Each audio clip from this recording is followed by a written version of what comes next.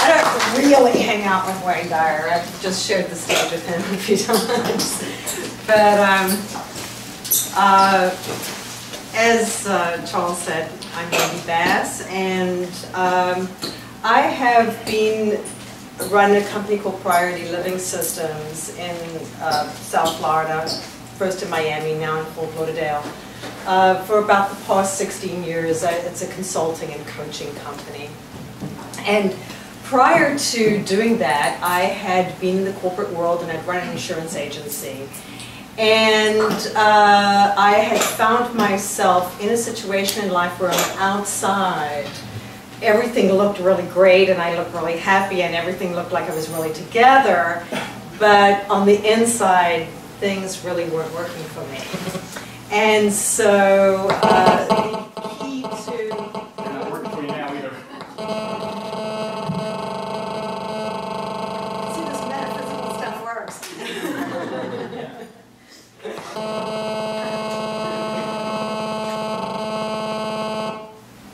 I think that'll do it. I think that. So what happened was a friend of mine at the time, I was stressed out, worried, in a relationship that I was having a lot of difficulty getting out of, and in a business that was doing very well, but I was just not happy in.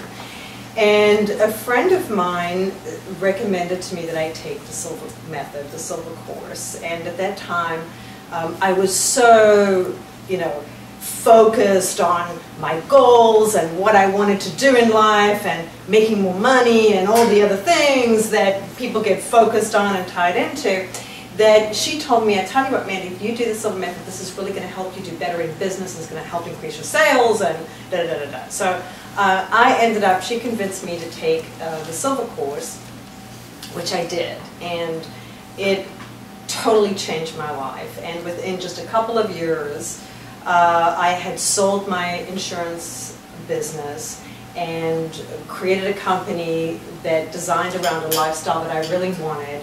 And my life just changed in just incredible ways. And one of the most important things about all that was that the change that took place in me wasn't just on the outside, though that was pretty huge compared to the life I was living 2 years before. Was completely different to what I had created, but really what changed was what happened inside. And I owe a lot of, all of that really to the Silva method and of course the practice of the program. Now, usually when I go out to speak to people about the Silva method and introduce them to the program, I'm usually speaking to them about how it can help people do better in their relationships, especially improve health, because what the Silva method is really known for is the health benefits that come as a result of the practice. And also, the reason that the program was originally developed was to help kids do better in school. Because really what the Silva method is about unlocking the power of your mind. And it's about training the mind and the mind senses, and I'll talk a little bit more about that and how that all works. But it's really about learning to run your own brain waves and learning to change your mind in very powerful ways. Part of the training, and the reason that I'm here today, and the reason that I believe Charles wanted me to come talk to you tonight, was one of the things that the Silva method is very famous for is the intuitive faculties and the inner senses that you develop from the training. And so I'm going to talk to you a little bit about how that all works, how it works that a course that was originally developed to help kids do better at school can help people expand in so many powerful and interesting ways. And a lot of it has to do with the fact that the program, the Silva method, was developed by a Mexican-American in Laredo, Texas called Jose Silva. And Jose Silva lived in a border town And in the 40s was when he became very interested. He was an electronics expert, he was really a genius and holds many, the Silva family holds many patents today in the areas of electronics. But he became very interested in the workings of the mind and started to study hypnosis, started to study Rosicrucianism, started to study all kinds of different aspects of how the mind works. And because he was in the field of electronics and actually owned a TV repair shop in the 40s and 50s, which did very well back then, he started to become aware of the parallels as he was working with his hypnosis and working with all these different mind modalities. He started to become aware how similar the brain was, how similar the workings of the brain was to the other things that he had studied in the electronics field. And so he became very interested in studying how the brain and the mind works. And working with it already, being a master hypnotist and all those other things, he was able to incorporate and bring together all this knowledge from seemingly completely different and disjointed fields. And Jose had 10 children. And so what he began doing was using his 10 children and experiment with them working. That's initially how the Silva method took 20 years to develop. And in the early years, the subjects and the people working the method were actually his children. And then as he began to develop a methodology and a training around it, then it started to expand to other people in Laredo, Texas. And eventually in 1968 was when he actually gave his first official Silva class. From the 40s is when he began developing, till 1968 was when he actually gave a class to a group of artists in Amarillo, Texas. And it was just amazing how their art, from taking the Silva course, how their art just totally transformed. And they called him back, and that's how he actually became, how the Silva method became very famous. And today, the Silva method is the longest running, most successful personal development program in the world with over 6 million reported successes.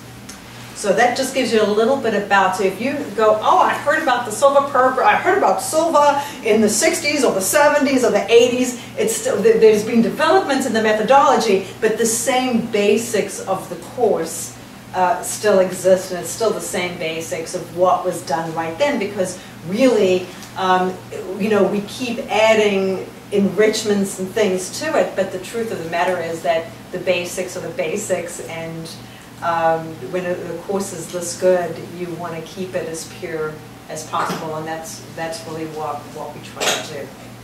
So let me talk to you a little bit about how the Silva method works, what it does, and kind of how the whole thing with health and income and relationships and metaphysics all kind of pull together in one very delightful and interesting program or training.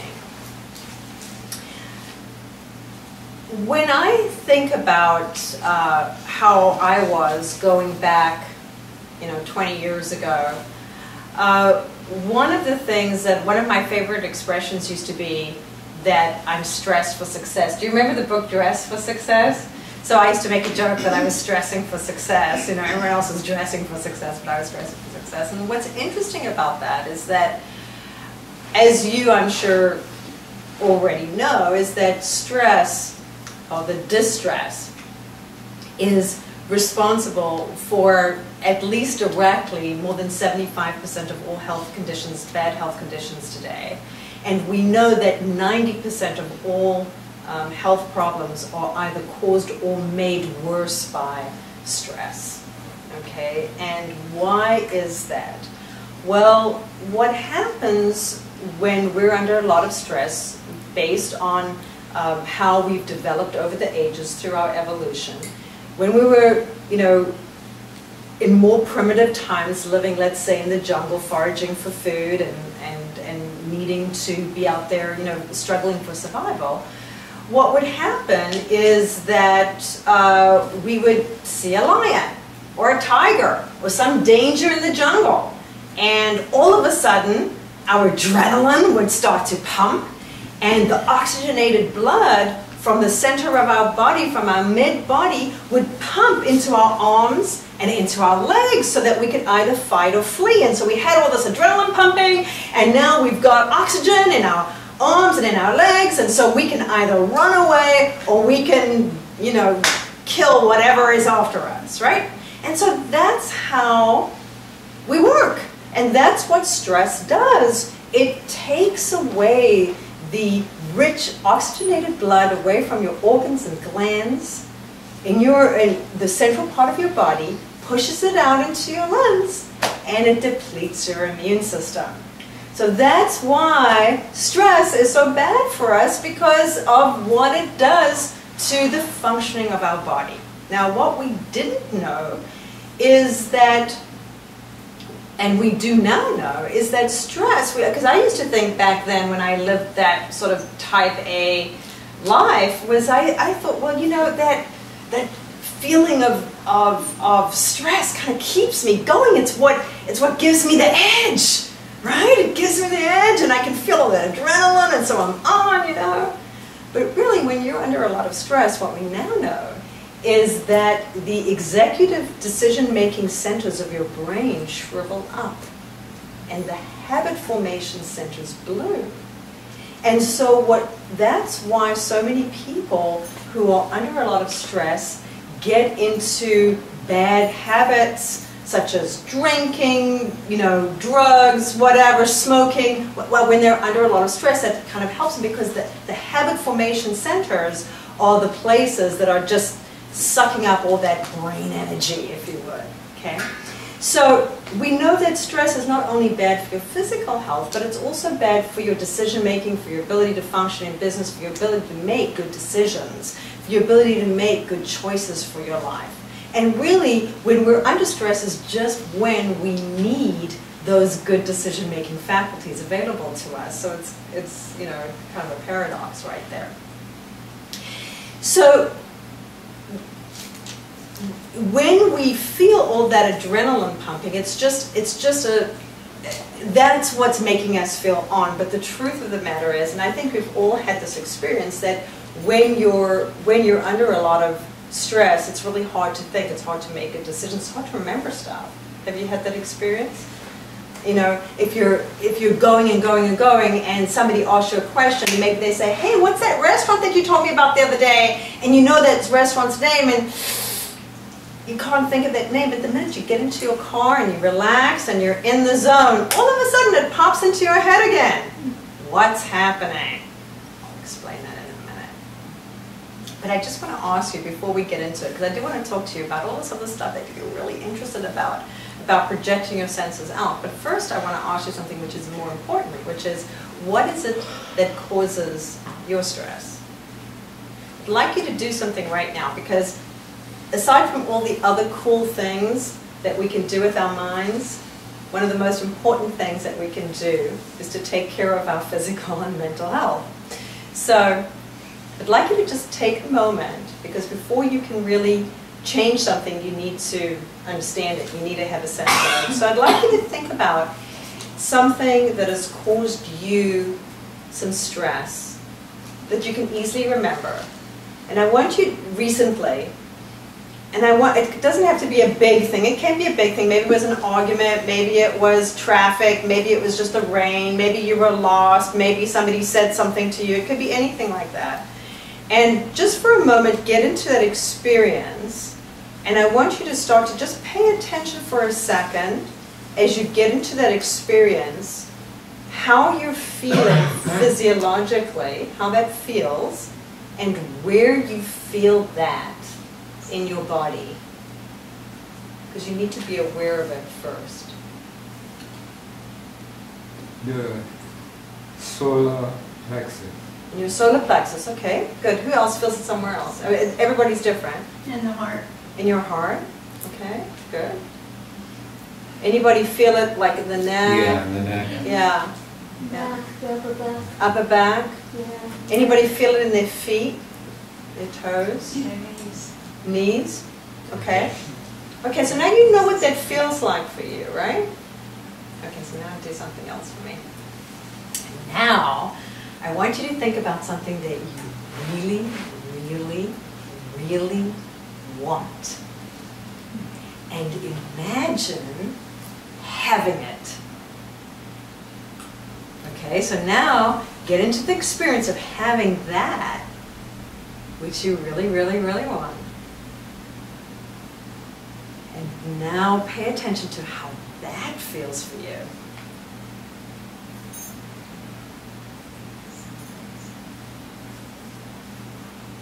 And how is that different It's from a the very other warm feeling?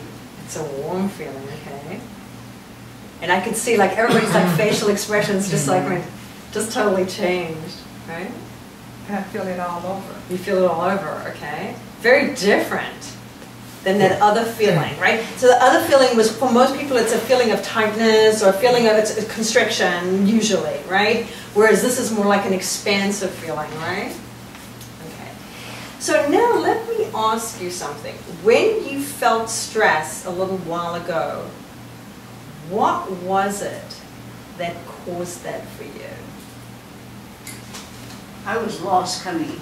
You were I was lost coming in too, but I didn't have any stress. I just called Charles. Okay, so what was it what was it? Was it somebody? Was it the traffic? Was it being lost? Or was it what you were focused on? Was it being lost? Or was it your thinking about being lost? Fear.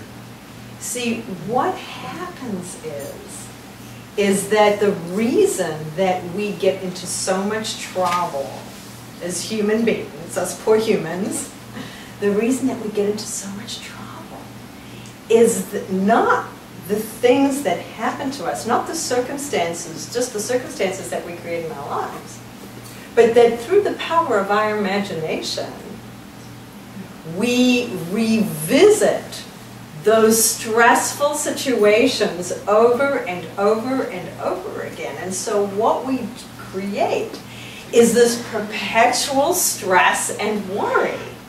See, if we were just in the jungle and the tiger, attacked us and we flee from the tiger, we would just be done and off we would. But if we kept on bringing back that tiger through our imagination and going back over that experience again, it's as if, to our bodies, we are having that experience as if it were happening right now over and over and over again. So the beautiful thing is that we can, through the power of our imagination, also direct our minds to focus on what we want to manifest instead. And that's where the power lies. And that's what the Silva method, to an extent, is about, but just a part of it, okay? Is directing and training the mind to focus not on what you don't want, but on what you want to create so that you can bring the law of attraction really to work for you. The reason that a lot of people will say, oh, the law of attraction doesn't really work for me, is because they're focusing on the wrong thing. They're focusing on the worry. They're focusing on the what's not right. So if you're focusing on lack, you create more lack. You're focusing on your sickness, on your sick body, you'll create more sickness. So the reason is, but it's easier said than done, because if you don't have a trained mind, the tendency is to want to, that's where our mind keeps on going. That's how we've been operating for as many years as we've been old, for most of us. So the power comes through the training of the mind. Now, what Jose Jose's work was really about is that what he discovered is that, and now this is sort of common knowledge, but going back into the 40s and 50s, this was quite an original sort of way of thinking, is that your brain has a rhythm just like your heart has a rhythm. And when we are now with focused eyesight, if you're not really daydreaming, if you're looking at me, paying attention and really listening to me, your brainwave cycle is predominantly at about 21 cycles per second in the beta. You're operating in the beta brainwave frequency. So at about 21 cycles per second is what we call beta brainwave frequency, and that's the average. Look, your brain rhythm fluctuates many times in an hour or a minute. So I'm just talking in conceptual, overview over here. So your predominant brainwave rhythm as an adult is about 21 cycles per second. When you're in the womb, and your brain wave rhythm is between 0 and 2 cycles per second. And then once you're born, it's about 2 cycles, 3 cycles per second. And as your brain develops, your predominant brain rhythm pattern gets quicker and quicker and quicker. And so when you're about 5 years old, it's about 5 to 7 cycles per second. When you are a child, the first part of your brain that develops is your right brain hemisphere. The right brain hemisphere is the creative, intuitive part of you. It's the part that controls your memory, your imagination, your creativity, and your intuition. It's the right brain hemisphere that links us to what you would consider your, whatever you want to call it, infinite intelligence that kind of plugs you in to the other things that are out there, that has more affinity with plants, animals, other people, and so on. Okay, that's the right brain hemisphere is your access to the superconscious. And that is what is developed. It makes sense. That's the first part of your brain to develop as you come out of the womb and begin to develop as a child. Okay? Then we begin to develop our left brain hemispheres. Your left brain hemisphere is your logical, rational side of you. It's the part that controls action. So you need to have, if you're playing a sport or you need to have that left brain hemisphere. Language. So I always like to say, like the Cold War was sort of like a very left brain sort of thing, right? It was like everybody was like, ugh. And that's a very left brain thing. We need both sides of our brain to be effective. We need to have logic. We need to have rational thinking. We need to be able to take action. We need to incorporate that. And we also need our right brains. Our right brains are the creative, imaginative, the softer sides of us, okay? And that's the part that has intuition, that has creativity. So we need both sides of our brain to function in perfect, holistic, health, integrated functioning. But in our school systems and the way we've developed over the years in our environment is that we have really been conditioned to a very left brain way of, our school systems are all left brain. So we've in our Western societies, we've been sort of raised to focus on left brain functioning and not on the right brain side of us. And so what Jose started to understand, that if he could get his children to do better at school, which was really his whole thing was about how do I give my Mexican American children an advantage here in this little border town of Laredo, Texas? How can they grow up to be successful in the United States when our family doesn't really even speak very good English? Okay, so how can I make this happen? And so this is what his question was. And so what he became to understand was that the secret to unlocking the genius within is by unlocking the power that resides in the right brain hemisphere. And being able to then consciously work with your left brain hemisphere, because it's the coordination between the right and the left brain that is where, you know, that gives you the faculties of genius. And so that's where he began to function and to work. So essentially, the Silva method, in order to make this right brain function, what he found was that right brain functioning was associated with alpha brain wave activities. Remember how I was telling you how as you develop in a child, your brain waves get faster and faster? Well, there's at the low end of the spectrum, there's the delta brain wave frequency. Then you've got theta, then alpha, then beta. Now, when you go to sleep at night, you go through a natural cycle of falling asleep. Your brain rhythm will slow down, go into alpha, into theta, into delta. Delta sort of like deep unconscious sleep.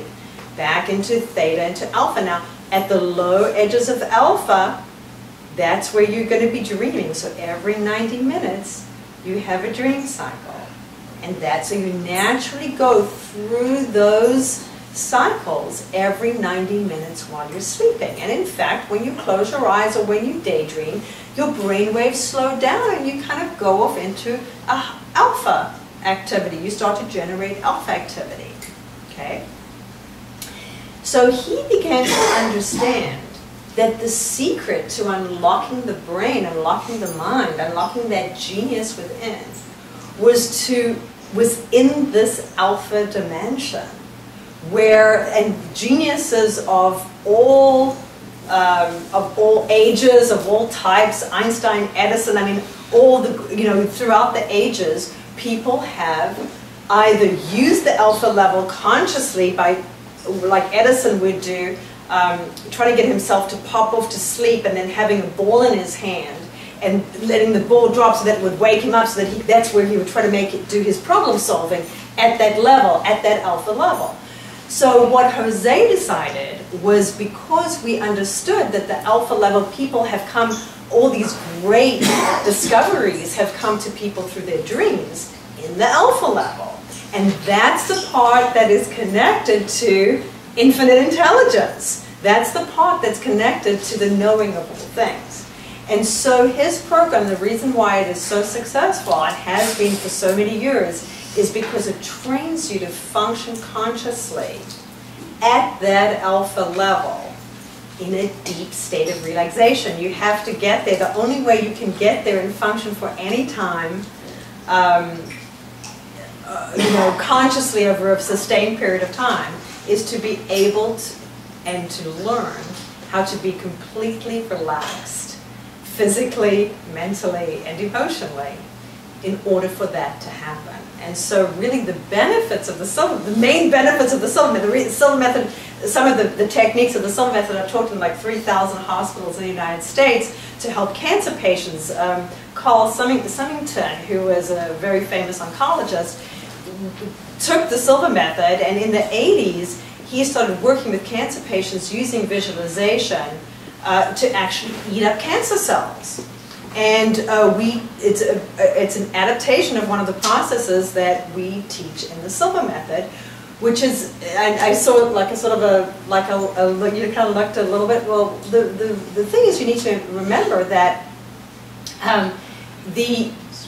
we believe, whatever we believe is what we create for ourselves. Whatever we believe we're capable of, what we deserve, and what's possible for us is the only thing that is in our ability to create or manifest for ourselves. If we don't believe something is possible for us, it's unlikely that we're going to be able to be in it, to live in it. Now, there's only been one drug known to man that has been able to cure each and every disease that we've ever had. There's one drug that has cured everything. Do you know what it is? One drug.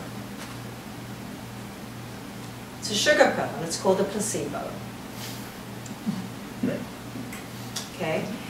What happens is that, and there's so many documented cases of this, is that when people believe that, when they have a deep belief that whatever it is that they're doing for themselves is going to be working for them, the unconscious mind does not, I know you've all heard this, the unconscious mind doesn't know the difference between what is real and what is imagined. And so if right now you imagined yourself eating a lemon, just do that right now. Just imagine yourself eating a lemon. Can you start to feel it? Okay, so just by your imagination and your unconscious mind can create a physiological effect by just imagining something is real. When we use our imagination at deep, receptive levels of mind, at the alpha level, you are more receptive to programming. And so we use the alpha level. The alpha level is used like in hypnosis and self-hypnosis, meditation. Okay, so when we use those alpha and theta levels, those are those two deep levels between the beta and the delta level. When we use those levels of mind, we actually, that is where we can program or reprogram the subconscious. That is where we can reprogram ourselves for better health, for better money, for better relationships, to overcome negative belief systems and so on. Because that's the part of our mind that it's sort of like there's a window between your conscious and your unconscious mind, and the opening of it comes when you lower down your brain waves and you go into that alpha theta level. When you learn how to access those levels consciously and work in those levels consciously, then you can reprogram yourself. You don't need a hypnotherapist to program you. You program yourself because you now have functioning there. And when we use these various techniques, like we have things like we get mental laboratory and we have mirror of the mind, we have all these various techniques that we use for people wanting to manifest in different areas. A lot of what is going on, and the reason why we have so many documented successes, is because where people are working on transformation is they're working at the very deep levels of their inner conscious mind and their unconscious mind. And so basically when we begin, for example, teaching the method, we first teach you and we set up all these triggers that enable you to, like let's say the first time you deeply relax and operate in alpha, it might take you 30 minutes to get relaxed enough to be able to do that. But after you've been trained, you can access that state of mind in seconds. Because it's just like turning a radio on and hearing a favorite song that maybe was a favorite song that you had 20 years ago. And all of a sudden, your mind just transports you back instantaneously to that time and place. You know what I mean? Have you ever had it? Or have you ever had somebody who ever gave you that certain look? Like maybe Thanksgiving's coming up and there's somebody at your family and they give you that look. And that look creates all these feelings and sensations inside of you as if you were 5. You know that? You know what I'm talking about? Okay, those are triggers. Those are triggers that have been set up unconsciously. But we can take those same triggers, those same way that the mind works naturally, and set up different triggers to help you relax in seconds, to be able to get you to do different things. One of the things we do, and the reason that is help you unlock the powers of your inner senses. Because what most people fail to realize is that when they were a child growing up, they didn't grow up just knowing that the color of this carpet is red, or that, this is gray, or that Eloise's jacket was turquoise. We didn't know that. We didn't grow up knowing that. What happened was we gained points of reference. Our parents or our teachers or somebody around us pointed at something that was red and said, red, red. And maybe every now and again we wanted to say blue, and they said, no, no, no, not blue, it's red, right? And so that's how we learned to understand what was red, what was blue, and how to develop our visual senses. And then we developed our senses of hearing, right? Probably we developed our senses of hearing probably first. And we got to hear the different things in our environment. And so we got to listen and understand, you know, to mother's voice or father's voice or whatever. We got to hear, understand what a car horn sounded like, or what the sound of a telephone ringing or a dog barking. But we didn't just know it. We heard it one time, somebody told us what it was, or we got to understand and learn those things. Those senses were not just automatically there that we knew anything. We got points of reference. And in our environments, we began probably in a little crib of some sort. And then we maybe ventured out to a room, and then to the out edges of our home. And then maybe into the yard. And then when we got to understand where all those points of references were and what it smelled like, looked like, tasted like, touched, felt like, then we were able to go maybe to the end of the block. Maybe we got into a bicycle and rode to the end of the block. And then as we grew older, when we got more points of reference, maybe we got into a car and we drove. And we drove to the other side of the town. And then later on we got in a plane and maybe we flew across the country. And perhaps some of us, maybe none of us in this room, have maybe flown out into the universe, out into space. And we've all managed to come back, and most of us. Okay? So we develop these sensing faculties and our points of reference through experience and being trained, maybe not consciously, but over the course of time. And so what the Silva method does, and what Jose, the brilliant method that he came, is first teaching people how to work with slower brainwave frequencies and start to program themselves. And he taught people how to have instant successes so that they could build confidence, because we know that you can only create what you believe you're capable of and what you believe is possible for you. So to say to people that you could now project your mind senses to another point on this planet, to another point in another galaxy, to Jupiter or to somewhere else, and actually get information without you having had any success would seem a little unreasonable and unlikely. But when you start to have little successes and expand your points of reference, and start to see and get feedback that what you know is working, and the information that you're getting and bringing back is accurate and correct, then you can consistently expand your faculties. And so what the Silva method does is it teaches you or trains you to gather those points of reference and train your inner senses, because just like we have sight, sound, smell, taste, touch, on the outer world we also have that in our mind senses. And so if you develop your mind senses, you can develop them, you can get points of reference, and as you do that, you start to tune in to the faculties. In other words, you start to tune into what things really mean. Because in the beginning, you don't know what things mean, right? You don't know that this is blue and this is red and this is whatever.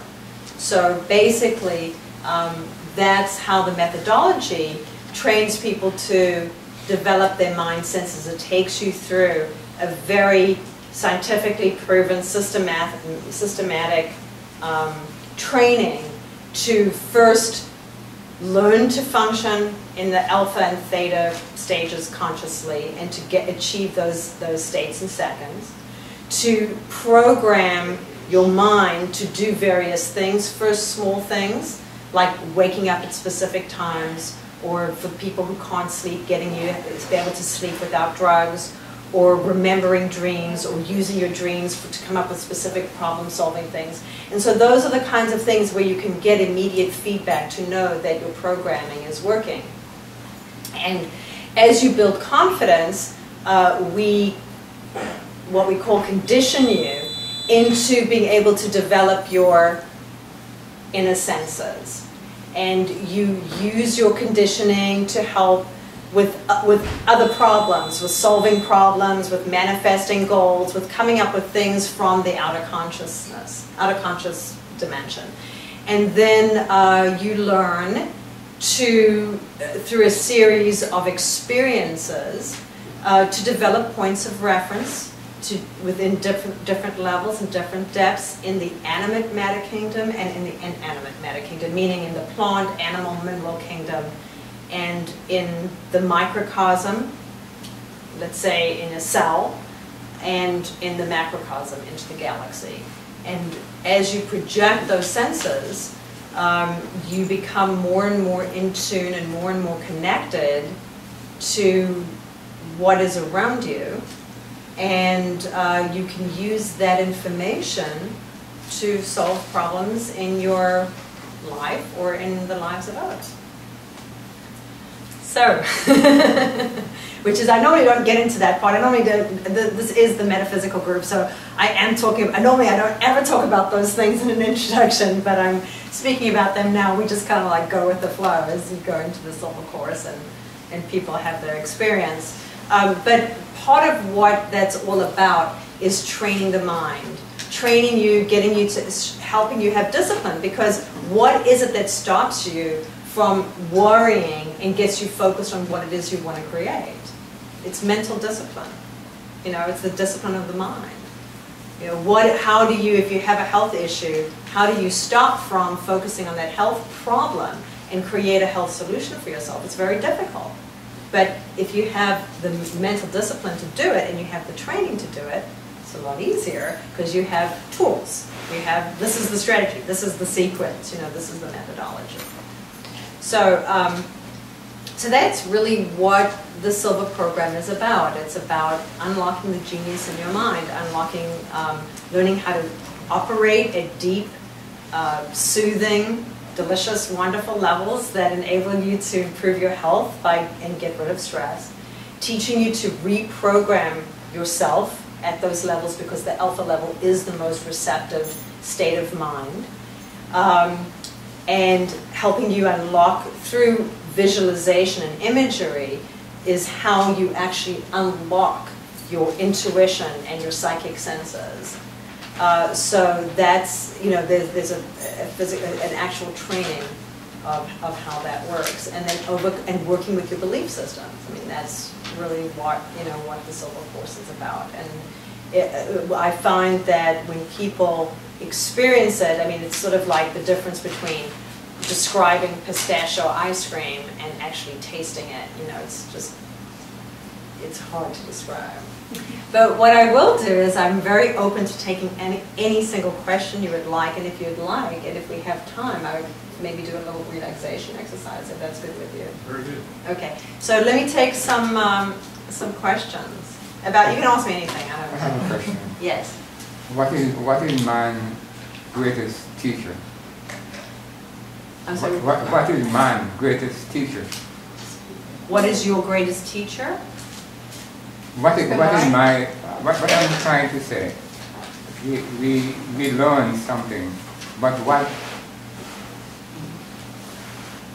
where do we look? What do we learn from them? What do you learn from the Silva method? No, I'm talking about meaning. Let me explain what I'm trying to say. I am saying my greatest teacher is when I make a mistake. In other words, I made a mistake, and if I learn from that mistake, I'm okay. Okay. So that's my greatest teacher, my mistakes. Okay. What I think is horrible, those are my teachers.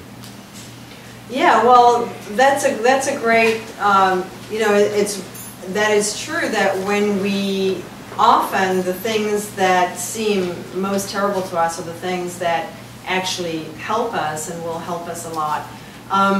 And that's great that you do that, and that you're able to turn whatever your failures are into fertilizers for success.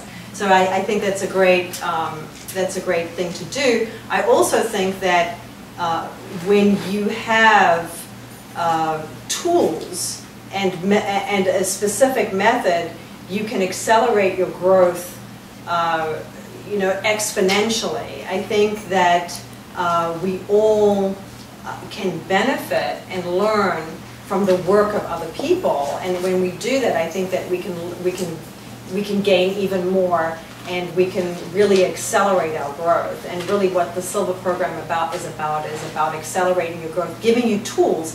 It's not really about teaching you a philosophy, but it's giving you tools that you can use in your life to be able to improve your health, to change habits and behaviors, and to basically manifest what you want and solve problems. I mean, it gives you tools to not just to observe, but to know how.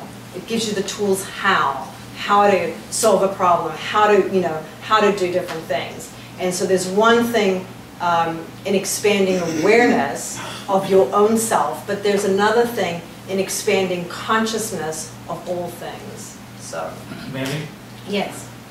I don't think anybody here really will ever realize the full potential of the mind.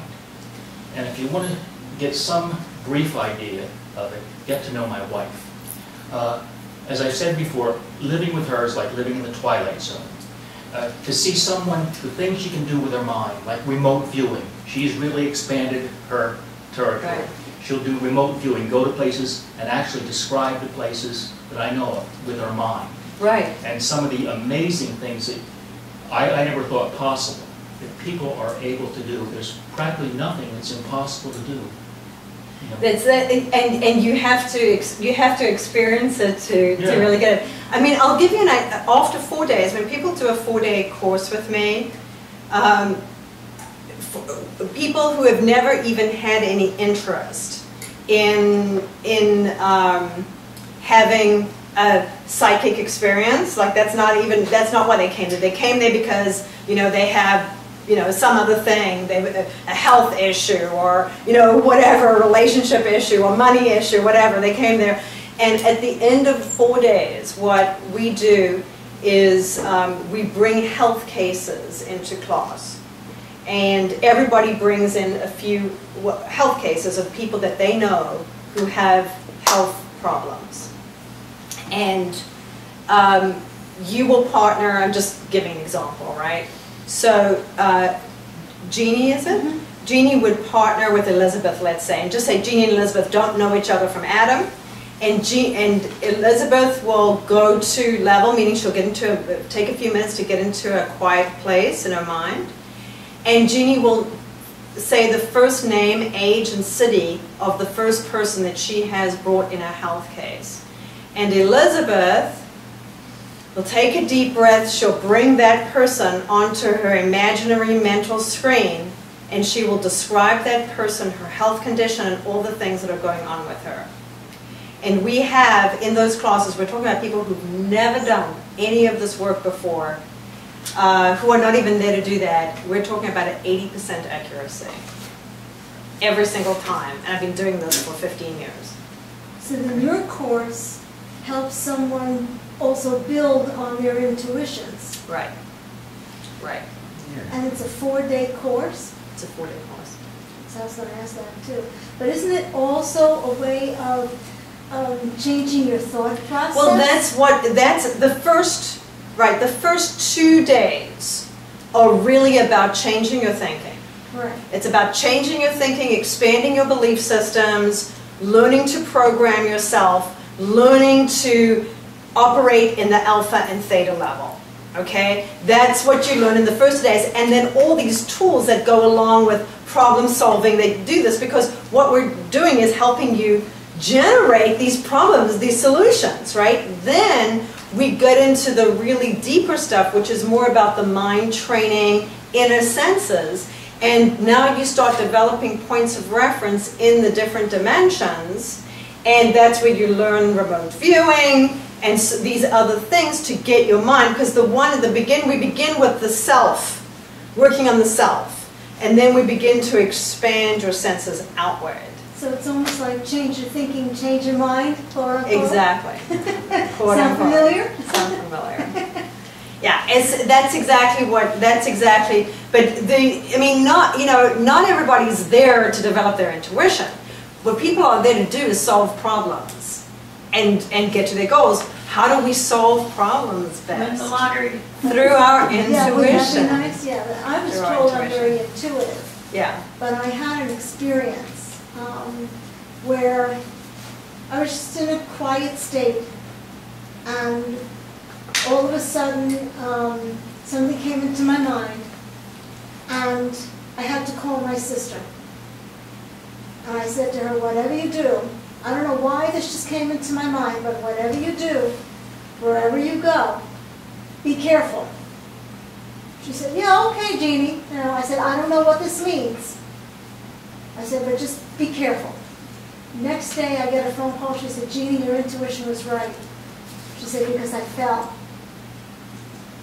And when she fell, she fractured the humerus bone in the right arm.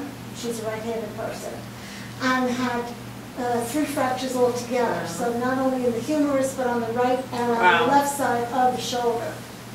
But so when Yeah, I mean, let me put it to you this way, and I think this is also what Charles was alluding to, is that I'm looking for a plug, but I don't see one. But if I could see a socket on the wall, if there's a socket on the wall, we all know that electricity runs through that socket. Mm-hmm. And if you put a plug in there, let's say you plugged an electric radio in, that radio, you're going to be able to turn it on and play some music. Right? We know that that's there. It's always there. It's not, we have to plug in. And so what you learn how to do is to plug in.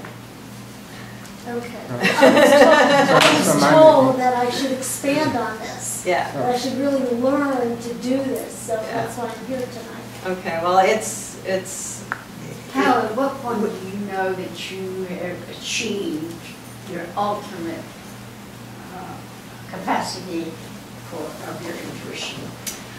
I don't believe that we ever achieve our ultimate capacity in this. That's when we start to ascend. We always have more to go. Always have more to go. Always have more to go. Always have more to go. It's not just a matter of, because you say how in the saying, of course, is that we all have intuition. we all have intuition. We all have intuition. Some people are have a more natural access to it, and it's easier for them to plug in than other people. Those of us who are predominantly left-brained, and I include myself as one of those people, that's why I think I've been so successful teaching the Silva class, is because when people are already right-brained, they don't understand how the rest of us, operate. So we all have access to it. The thing is that what we sometimes have to do is shut off our left brains, because our left brains are the ones, when you have a great idea, and then that other part of you that says, oh, it won't work because, that's the left brain. Okay, telling you why it won't work. It's the rational part, right? So as we learn to turn that analytical side of us off, for those of us who have the, it takes a little bit more in terms of successes. Now, the great thing about the Silva method is that it really is designed in a very systematic, scientific way, so it's not all out there. So there are like real processes to follow and a methodology to follow. And like I always say to my students, I always go, can we do it this way, or can we do it this way? How about if I try this? I always say, you know what, do it this way first, and after you know that it's working, then you want to try something different, go ahead, but if it doesn't work, come back to this way. Because we know we've had about 14 million people worldwide, we guess, I don't know really, we're like in 120 countries, So I don't know how many people, you know, but we know that the methodology works. It's been scientifically proven, documented, and it's now all based on science. When Jose was doing it, it wasn't. He was guessing a lot of the stuff, and he was supposing a lot of it, and he was building on ancient, you know, ancient practices, and he was building on hypnotherapy, but he didn't really have the scientific basis as to why everything worked. Now we understand why everything works, but we didn't know, but it was still working. You know what I mean? Now we have the science to go, oh, this is why it worked, but really we were doing it, you know, 20 years before we had the science. Yeah. Do you work with a lot of young people and also with autistic or ADHD, which I guess traditionally are left brain? I have a lot of, when I say young people come join us in the course, I don't do strictly children's classes. I have never worked with autistic kids, but I have a lot of people, a lot of teenagers or adolescents have come to my class who are ADHD and really do have a lot of success. I mean, what happens is, I mean, it's, the way the mind processes is that we have efficiency strategies. Every minute, about 2 million bits of information are coming into our minds, even when we sleep. Okay, so we're getting we're getting information of the light, the air, the this, the that. All these things are coming in. Our metabolism, what's going on. So there's a lot of things that we need, that our brains need to process. And so your mind uses 3 efficiency strategies to help you process that information. And those efficiency strategies are generalization. So we'll take information and generalize it, you know, so that we don't have to take each little piece of information, we'll generalize it. Or we'll distort it, or we will delete it. Okay, so we take a lot of those bits of information to distort, generalize, or delete. So let's say, for example, I think we've all had this experience where maybe you weren't feeling that great, you had to go out to a party, or maybe your partner or spouse wasn't feeling that great and had to go somewhere and got dressed up, and somebody said to him or her, "Oh my gosh, you look great!" And you said, because you didn't think that you didn't feel so good, you didn't think that you looked so good, you looked at yourself and you said, "Oh, they just saying that to make me feel better." Have we all heard that? Mm-hmm. Okay. Do I really look fat in this dress? Exactly. Okay. So what happens is, so that's an example of distortion. We're taking information that somebody gave us, which was a perfectly well-meant compliment, and we're distorting it to our way of thinking. Everything that we allow to enter into our brains, everything that we allow is filtered by our perception of reality and our belief systems. And so we will delete, distort, and generalize information to fit into what we believed before. So you can have some kids or adults who maybe you have some siblings and you had an experience, you know, when you were children, and then you're all talking about that exact same experience, and all of you have a completely different story about what happened that day. Ever had that experience? Why? Who's right? You're all, because it's all your perception, right? And it's all your filter. So we filter all this information depending on what our perceptual view of that reality is. When we're, I'm sorry, I'm coming back to your thing about ADHD. When we have these ADHD issues, what's going on is that we're not filtering enough information.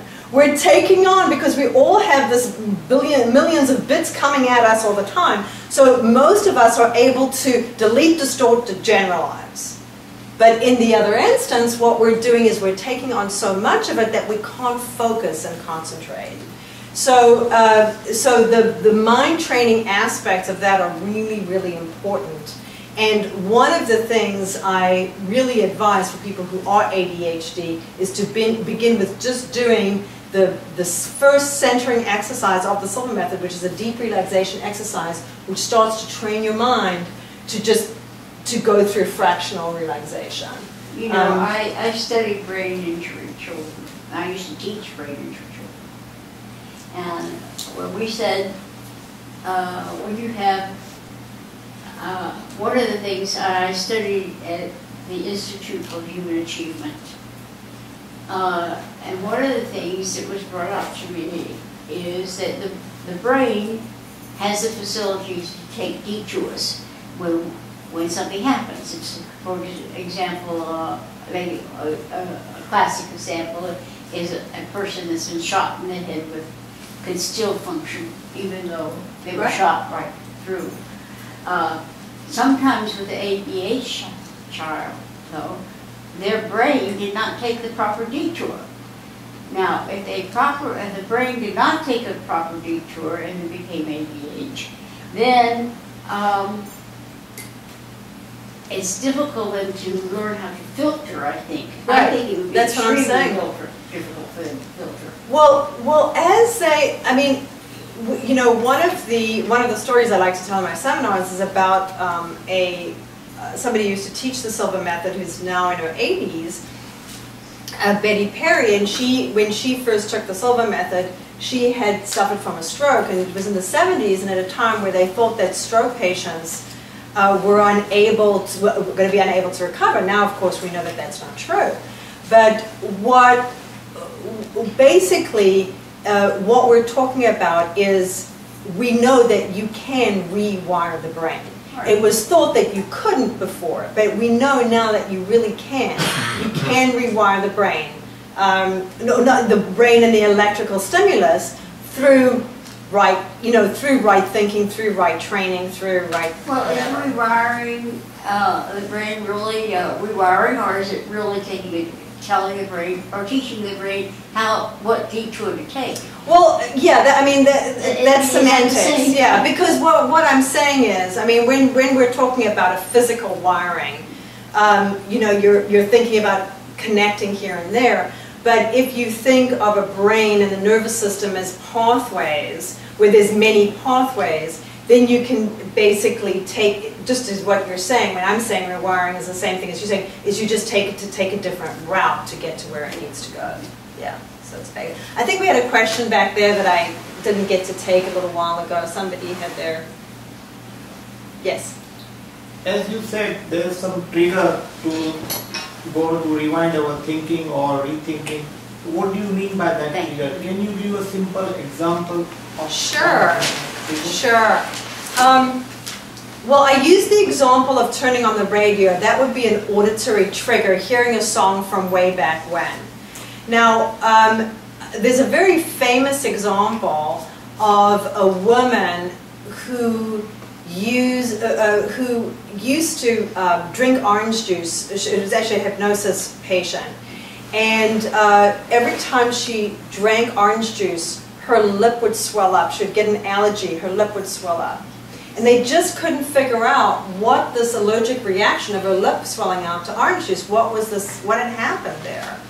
And what we found was that they did a hypnotic regression. They went back and regressed her to before she had the root cause of when that problem first began. And she went back to a time that she was 5 years old, outside, playing outside, and drinking with a little paper cup of orange juice. And she was about to drink the orange juice when a bee landed on her lip and stung her. And from there on, she associated unconsciously associated the drinking of orange juice with the bee sting. And from there on, she had an allergic reaction to orange juice because every time she drank the orange juice, her lip would swell. So that's an example of an association or a trigger. What we do in the Silva method, as an example, is, and the way we use triggers, and I'll do this as an exercise for you now if we have some time, if we have enough time to do it. You didn't mention that we humans are energy being. And that's why we're able to pick up the radio sound, the different levels, and other things. Also, I mean, you did not mention, well, you did mention breathing. meditation. I mean to get in those states, Right. you have to do something, contemplate, meditate. Right. Plus, and we have what you call daily cycles, and those cycles they can be either positive or negative. So we have been influenced also by the planet. Mm-hmm. The individual is being every day, even now, Right. because everything is changing. So I'm assuming that you are explaining those things to them, right? I mean, you mentioned number one. The Well, let me question- finish his answering his question, because he was asking about triggers. Let me finish answering okay. that, and then I'll come to Okay. you. Okay. So in the like we're going to do in this exercise, what we begin doing is we use triggers to get into deep states of relaxation, and the process that we use, as James was alluding to about meditation, is the process that we use is not a passive form of meditation, but a dynamic form of meditation. In other words, we use meditation in a dynamic way for a purpose, and the goal of the meditation is to there is a goal in the meditation, okay, as opposed to being a passive, receptive form of meditation. So what we do is we set up a trigger for the number 3, for example. We go, our meditation and the way we enter into what we call level or into a meditative state, the main process, the main entry is using what we call the 3-2-1 method, okay? So we train you to begin with that when you take a deep breath and you exhale and you mentally repeat and visualize the number 3 times with your eyes closed, that your body will physically relax completely, and it will relax more so every time. We then teach you and train you that when you visualize and repeat the number 2 3 times while taking a deep breath, while exhaling 2 2 2, that you will mentally relax. Not because I'm telling you, but because we take you through a process that we repeat many times, and we shorten each time so that by the time you're just going 3 3 3, you're already physically relaxed. But the first time and the second time and the third time you do it, it's not just 3 3 3, okay? It's because we take you through different exercises where we set those triggers up for you, that every time you mentally repeat and visualize number 3, you'll relax physically, you'll relax mentally at level 2, and then at level 1 will be at the basic plane level that you can use to do whatever it is that you're entering into that state to do, with the dynamic visualization. So that's an example of how we use triggers. So after a few exercises, what you will be able to do, the way we set up triggers in the Silva method, is that you'll be able to close your eyes, take a deep breath, and go, and mentally, I'm just saying this out loud, but just to give you 3 3 3, 2 2 2,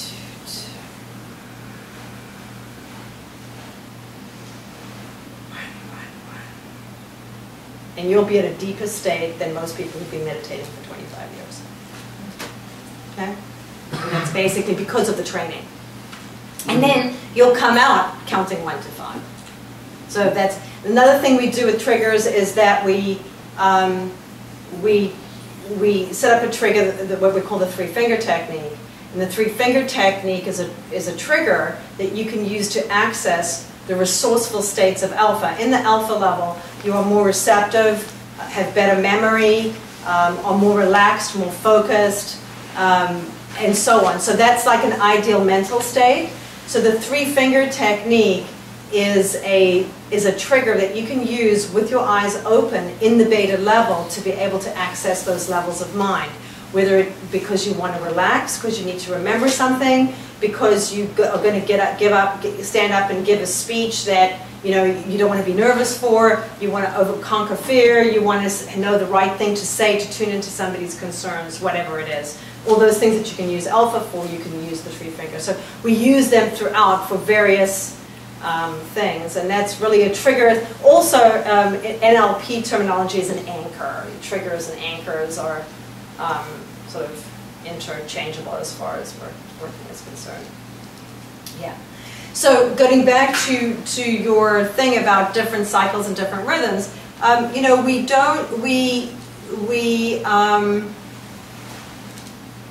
what we help people do is to gain awareness and find the information that's going to be right for them to solve the problems that they have and expand their consciousness. I mean, basically, we're not trying to be everything to everybody. We're simply giving people tools to unlock the potential of their minds and to achieve better health and success for that. I think what you're doing is wonderful, but there's a but because of change. These thoughts are coming in very fast sometimes, and all they're doing is changing and becoming something else. So the individual have to be aware, which you're teaching, of who he or she really is. Because you begin your lecture or your conversation talking about yourself. The individual, I have to know who am I? You call that question. Who am I? I have to know who I am to be successful in anything. And they're the saying, man, know thyself. And I guess that's what. I agree. And when you go inside, that's where you know. That's where you learn to know yourself. Okay. Yeah. But you're doing wonderful in my book. Thank you. All right. So are we ready for an exercise? A deep relaxation exercise? All right.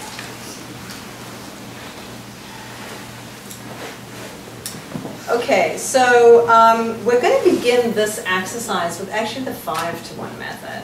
Just to okay, so what we're going to do, and I'm going to just tell you a few things before we actually do the exercise because I don't like to surprise you too much.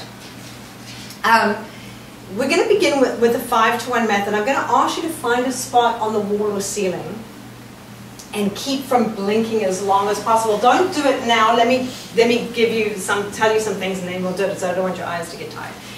And you're going to stare at the spot, and you're going to mentally repeat and visualize the number 5. I'm going to talk you through the whole thing, but so you're going to imagine either like a flashing neon sign, or what's easiest for me is those old movies where they used to have like the 5, those numbers, and then 4, 3, 2. Those are easier for me. So 5. So imagine 5, 5, 5, and you'll say 5, 5, 5 to yourself. And number 5 is for eyelid fatigue. So that's why we're associating 5 with making your eyes feel tired. And what do we associate that with? We did right before we relax and go to sleep, right? So then the number 4 is going to be with your eyes closed. And then the number 3, I'm going to take you through a progressive relaxation. I'm going to tell you to focus your attention on your scalp and then your forehead and relax and release all the different parts. We're going to start at the top of your head and go down to your toes. And then I'm going to tell you to imagine that your toes feel as if they don't belong to your body. So the idea is that you're feeling so relaxed that you just imagine that your toes don't feel like they belong to your body. Your legs don't feel like they belong to your body. Nothing feels like it belongs to your body. That's how relaxed I want. So I'm just giving you suggestion to help you deepen, okay? And then at level 2, I'm going to bring your attention to different passive scenes. Any scene that you find relaxing and tranquil, what we call a passive scene, will help you relax. So if you imagine, let's say you find being at the beach on a beautiful day a relaxing scene. If you spend some time visualizing that, that will help you relax mentally. If you want to imagine walking in a wood, that will be a relaxing scene. Now, The thing is that when you use your imagination to relax, you want to keep it dynamic and interesting. It's like if you had to look at a still photograph, it's not so interesting. I mean, you can look at it and it's interesting for a few seconds, right? But if it was a moving picture and it had all kinds of things happening in it, and there was sounds and smells and feelings and a breeze coming on your skin, that's much more engaging. So that can hold your attention longer. So that helps you more. If you keep it dynamic and moving in your visualization, it's going to help you engage more and help you be more successful at it, okay? So work on keeping a moving picture. Some of us are still working on just visualizing, so whatever it is for you, it's okay. And whatever you imagine as visualizing or imagining, it doesn't need to be a seeing thing, it can just be a sensation, that's okay too. At some point, I'm going to tell you to, I'll also give you some statements that we use to help condition you to be able to develop your mind senses. And those statements go, I am now learning to use my sensing faculties to project them to any point or place on this planet, to any planet within the solar system, any solar system within the galaxy, so as to be aware of any actions taking place if this is necessary and beneficial for humanity. So those are the kinds, I'm now able to project my sensing faculties to the inanimate matter kingdom, any of its levels and depths, the animate matter kingdom with reproductive intelligence, plant life and animal life, any of its levels and depths. So that's just, it's just helping you condition your mind to expand your beliefs about what's possible for you, okay? So you'll hear me say other statements, affirmations that I'll suggest that you mentally repeat after me. Every day and every way I'm getting better and better. Positive thoughts bring me benefits and advantages I desire. Negative thoughts have no influence over me at any level of the mind. I will always maintain a perfectly healthy body and mind. So these are just affirmations that we're using at the alpha level just to help you, just so that you can see how you can use affirmations, and they're pretty universal. I don't think anybody would mind being better and better every day, okay? So I'll use those. I'll also ask you at some point to project yourself mentally to a place of relaxation. And I will tell you that when you next hear my voice will not startle you, and that 1 hour of time will have elapsed at this level of mind. So I'm not going to leave you there for an hour. But I'm putting the suggestion in your mind, because if I said you're going to your ideal place of relaxation for 20 seconds, it wouldn't seem so relaxing, right? You'd just be going, why am I even going to bother?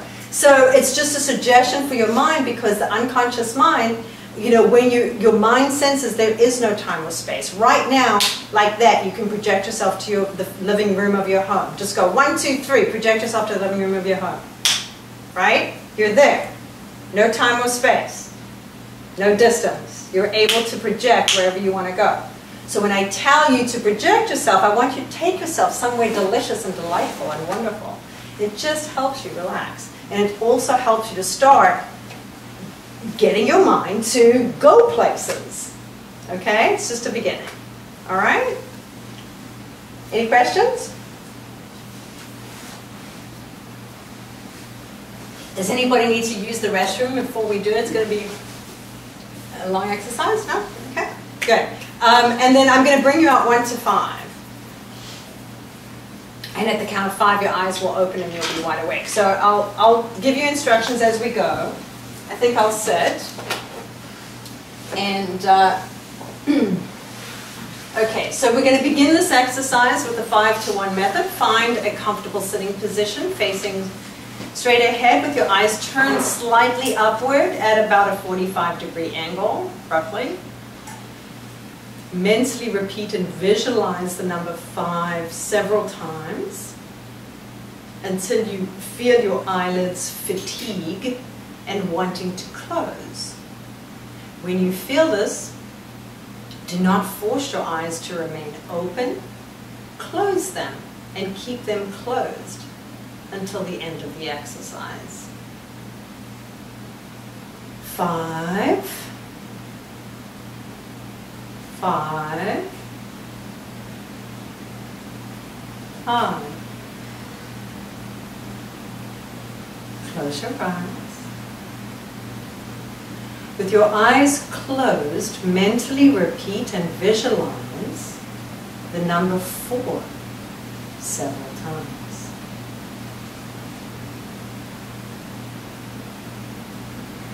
And you are at level 4, a deeper level than 5, and much deeper than 6.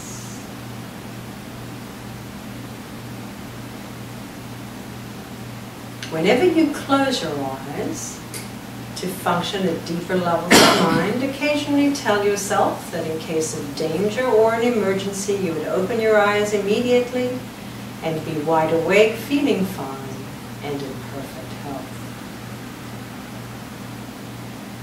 Now take a deep breath, and while exhaling, mentally repeat and visualize the number 3 several times.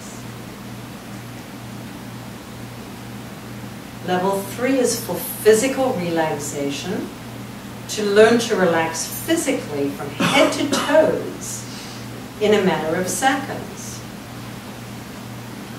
To help enhance your relaxation at level 3, concentrate your attention on your scalp,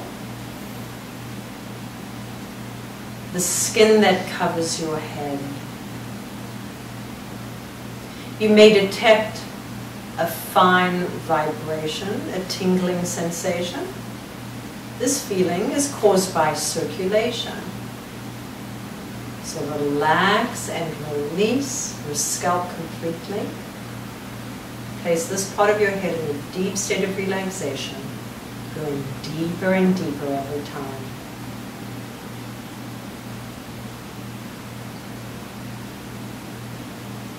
Concentrate on your forehead. Relax and release all tensions and ligament pressures from your forehead completely.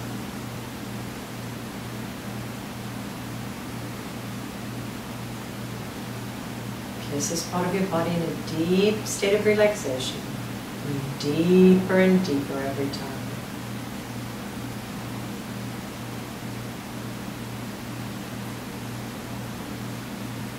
Concentrate on your eyelids and the tissue surrounding your eyes. Release and relax all tension and ligament pressures from this part of your body. Allow it to enter a deep state of relaxation, going deeper and deeper every time.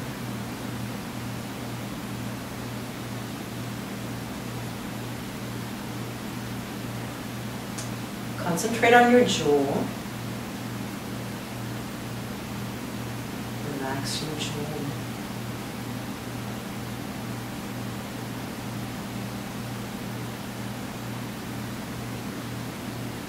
Now concentrate on the outer portion of your throat. Relax this part of your body completely.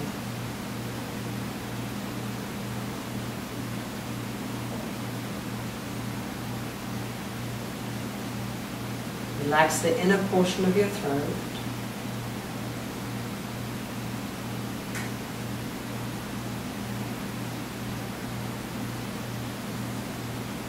Now concentrate on your shoulders.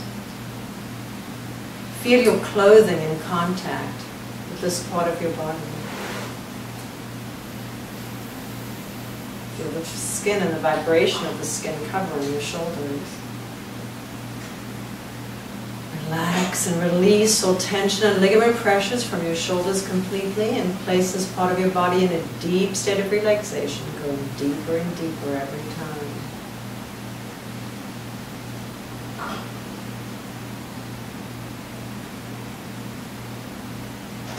Concentrate on your chest. Relax and release all tension and ligament pressures from your chest completely. And allow your chest to enter a deep state of relaxation, going deeper and deeper every time.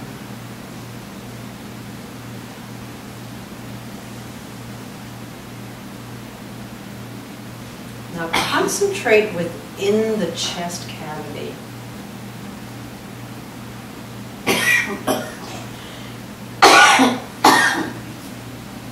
Relax all organs.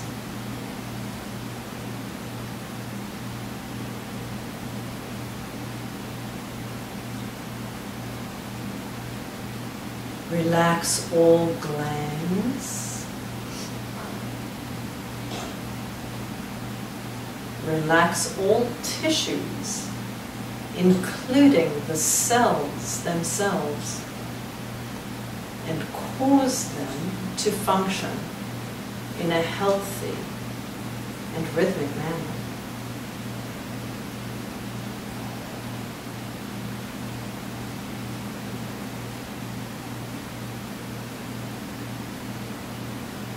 Now concentrate on your abdomen and feel the clothing in contact with this part of your body. Relax and release all tension and ligament pressures from your abdomen completely. Place this part of your body in a deep state of relaxation, going deeper and deeper every time.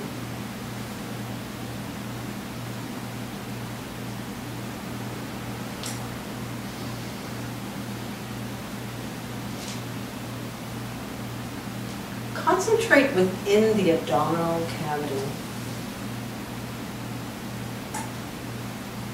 Relax all organs.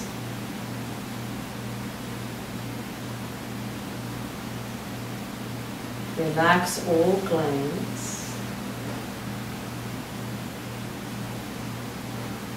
Relax all tissues, including the cells themselves, and cause them to function in a healthy and rhythmic manner.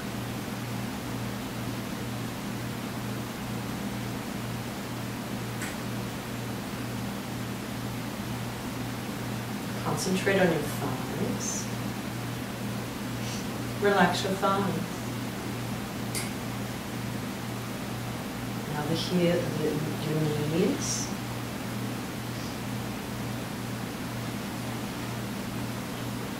Relax your calves.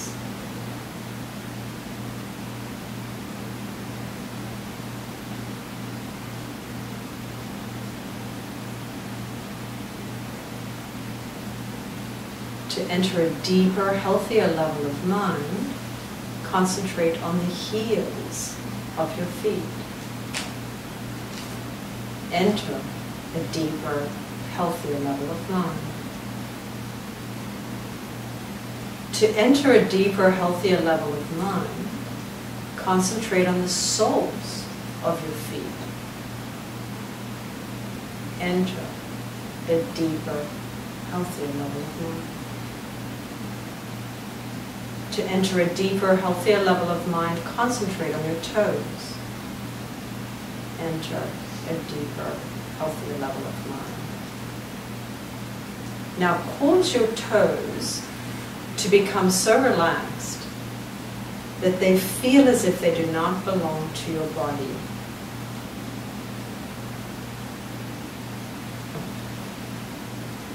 Feel your toes so relaxed.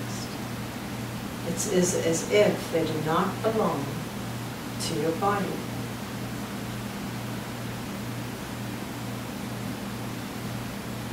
Your toes, soles of your feet, heels, calves, knees, and thighs are so relaxed now that they feel as if they do not belong to your body.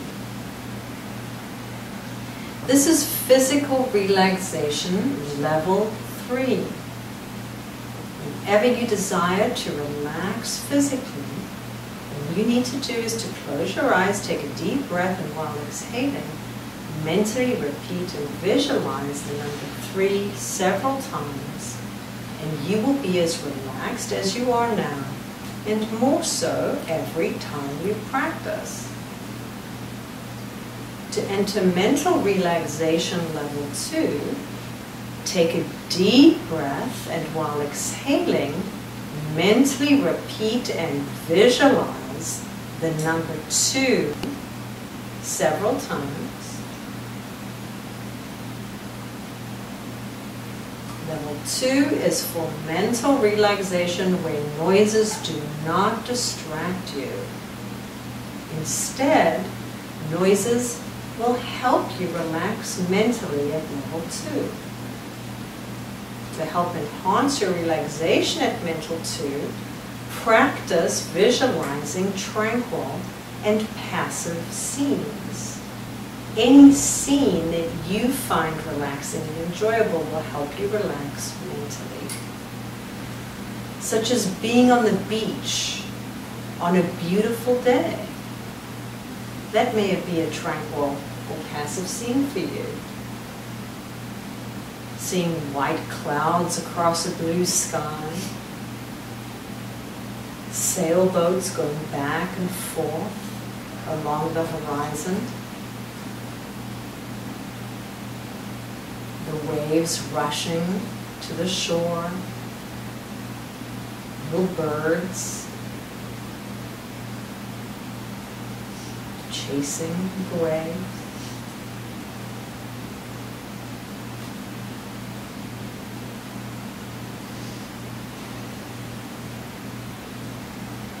Out fishing on a lake at sunrise may be a tranquil and passive scene for you. The water is still.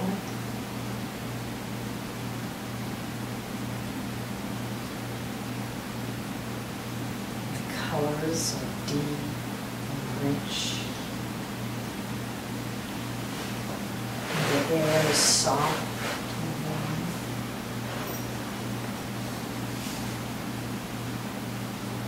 Perhaps a tranquil and passive scene for you is walking through the woods on a beautiful day, where the breeze is just right, and there are tall shade trees, beautiful flowers, a very blue sky, an occasional white cloud, birds singing in the distance, even squirrels playing on the tree limbs. Hear birds singing in the distance.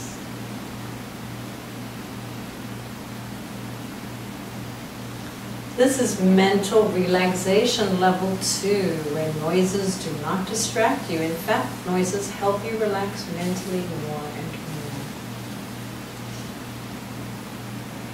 To reach the basic plane level 1, take a deep breath and while exhaling, mentally repeat and visualize the number 1 several times. Exhale. And you are at level 1. Level 1 is the basic plane level that you are learning to use for a purpose, any purpose you desire. To help you relax even more deeply, I'm going to count from 10 to 1. On each descending number, you will feel yourself going deeper and you will enter a deeper, healthier level of mind. 10, 9, feel yourself going deeper. 8, 7, 6, deeper and deeper. 5, 4, 3, deeper and deeper. 2, 1. You are now at a deeper, healthier level of mind, deeper than before. It's a wonderful feeling to be deeply relaxed, a very healthy state of being.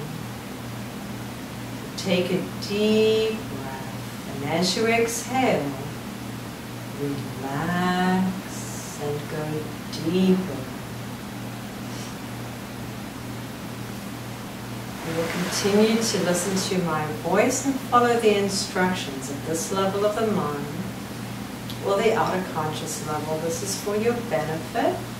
You desire it, and it is so.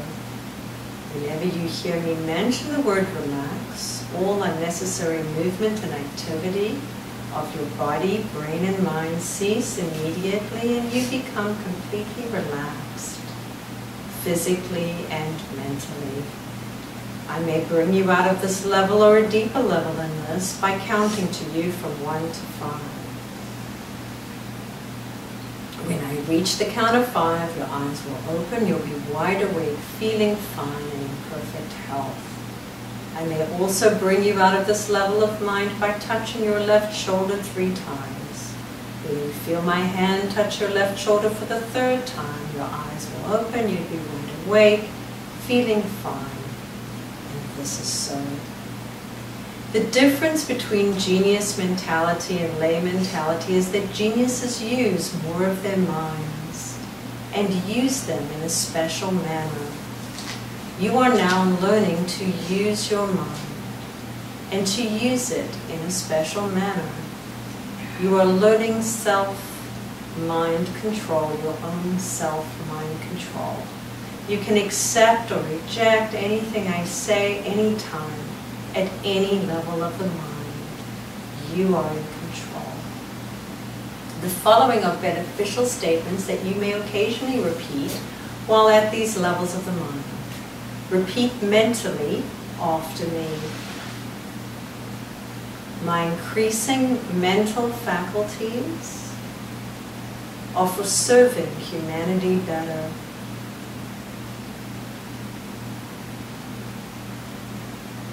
Every day in every way, I am getting better, better and better. Positive thoughts bring me benefits and advantages I desire.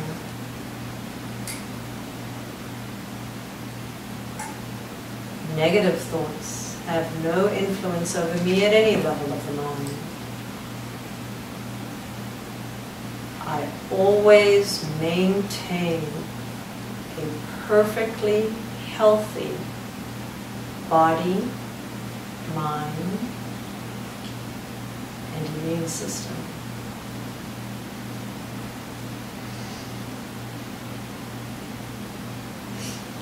The following statements are for your benefit. Keep in mind that I will occasionally be speaking in your place. I am now learning to attune my intelligence and develop my sensing faculties to project to any point or place on this planet, any planet within the solar system, any solar system within the galaxy, if this is necessary and beneficial for humanity.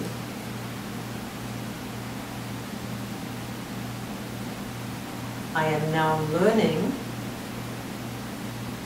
to project my sensing faculties to the inanimate matter kingdom, any of its levels and depths,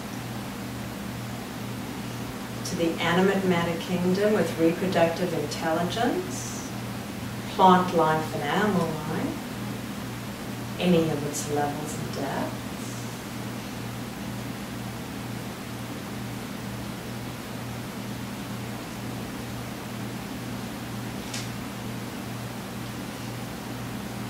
And to the animate matter kingdom with reproductive intelligence and an awareness of existence, the human body and mind kingdom, any of its levels and depths.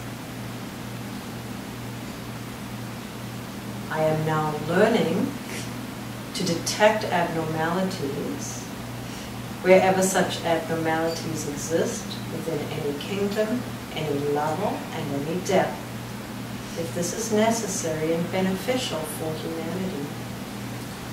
I am now able to apply corrective measures and to bring back to normalcy any abnormality in any kingdom, any level, and any depth, if this is necessary and beneficial for humanity. Positive thoughts bring me benefits and advantages I desire.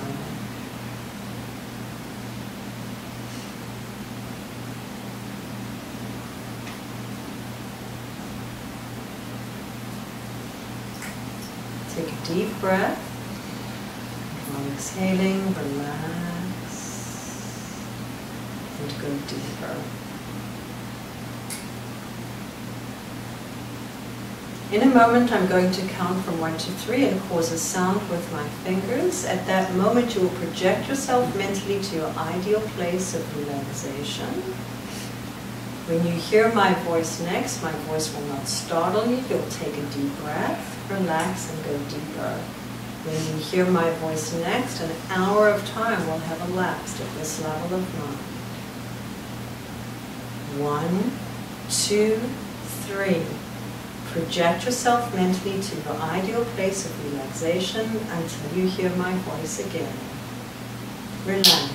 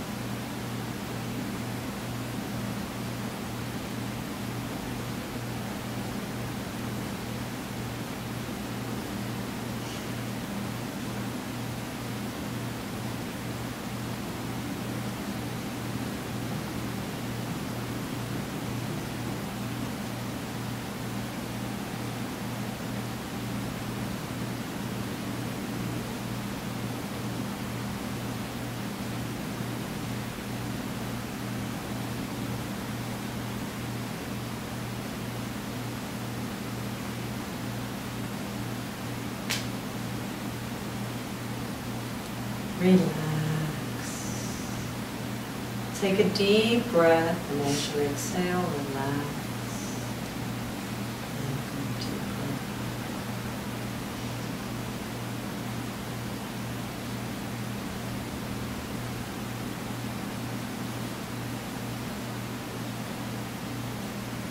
You may use these levels of mind to help yourself, your loved ones, and anybody who needs help, physically and mentally. You may never use these levels of the mind to harm any sentient being. If this be your intention, you would not be able to function within these levels of the mind. You may use these levels of the mind for all that is good, pure, clean, and positive.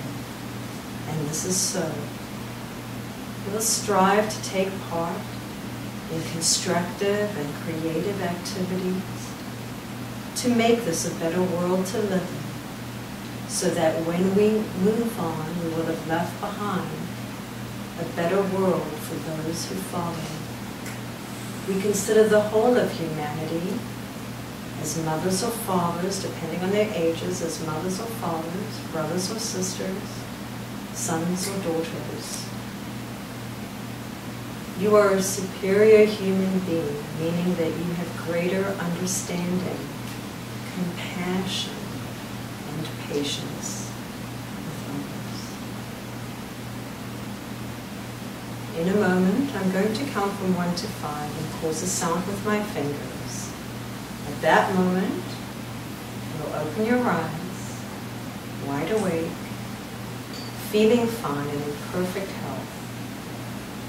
Feeling better than before, feeling as if you've slept the right amount of revitalizing, refreshing sleep.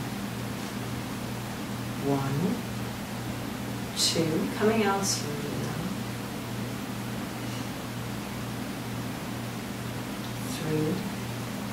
3, at the count of 5, You'll open your eyes, wide awake, feeling fine, feeling better than before. 4, 5. Eyes open, wide awake, feeling fine, feeling better than before. How is that? Good.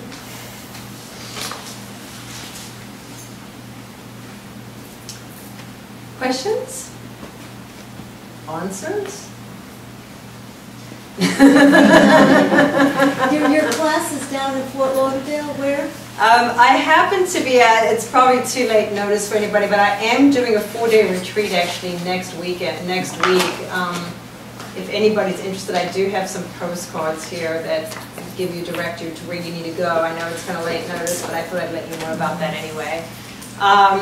And then usually I'm doing this in Delray. I'm actually doing a retreat at the Duncan Center. And it's like Wednesday night through Sunday. And then I usually do a 2-day, I usually do a 2-day class. I'll do a 2-day class late January in Fort Lauderdale. So, but I've got my contact information here and the retreat information if anybody's interested. All right, well, thank you all for your time and attention, and Thank you very much, we've enjoyed it. thank you. Thank you. Thank you very much.